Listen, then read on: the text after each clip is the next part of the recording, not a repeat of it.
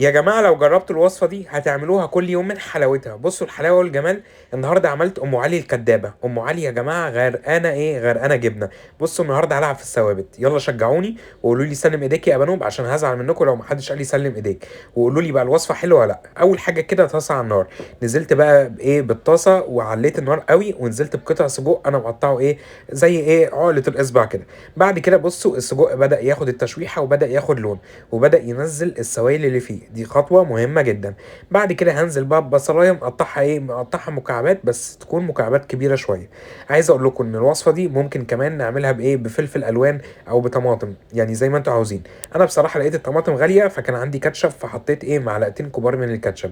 ممكن تحطوا صوص باربيكيو، ممكن تحطوا معلقة دبس رمان، بصوا اللي انتوا عاوزينه.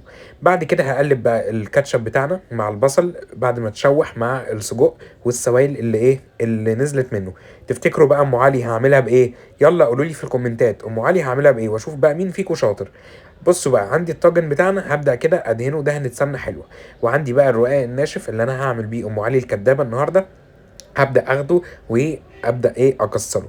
طيب ممكن اعمل ام علي من غير رقاق ناشف؟ طبعا ممكن. ممكن نعمله بايه؟ لو عندك جلاش ممكن تاخديه تحمصيه وتعملي نفس الوصفه. لو عندك رقاق طري تاخديه تحمصيه وتعملي نفس الوصفه.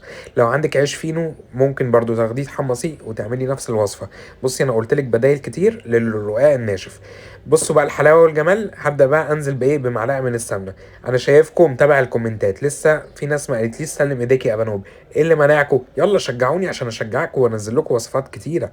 هبدا كده انزل بقى بطبقه السجق اللي انا عملتها، وابدا كده افردها، ويا ريت ما تكونش يعني حته السجق لازقه في الطاجن، تكون في النص بس، مع مع الرقاق. بعد كده عندي بقى شويه رقاق تاني ابدا اكسرهم. شايفين بقى الحلاوه والجمال؟ هغير فكرتكم عن ام علي. طبعا هتقولوا لي هو انت كمان ام علي ما سبتهاش في حالها؟ هقول لكم لا، يعني انتوا عارفين انا كل حاجه بعمل منها بعمل منها كدابه. هبدا بقى احط بقى الرقاق زي ما انتم شايفين. وكان عندي شويه من شرش اللبن، كنت عامل جبنه.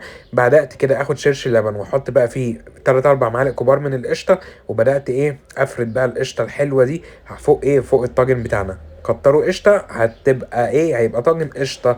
لو انتوا ما عندكوش شرش اللبن، انا كان عندي بس زي ما قلت لكم كنت عامل جبنه.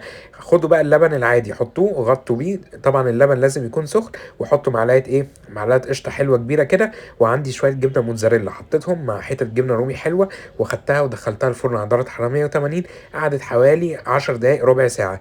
بصوا يا جماعه حلاوه الطاجن. طبعا قلت ما سيبوش في حاله، رشه البقدونس الخفيفه عشان تكسر اللون. وقدمته، وبجد طعم ام علي حلو قوي، جربوها. تنفع معاكم للعشاء، تنفع معاكم للغدا. وصفه متكامله فيها كل حاجه. كان معاكم ابانوب النهارده، عملت ام علي كدابه. لو الفيديو عجبكم اعملوا له شير.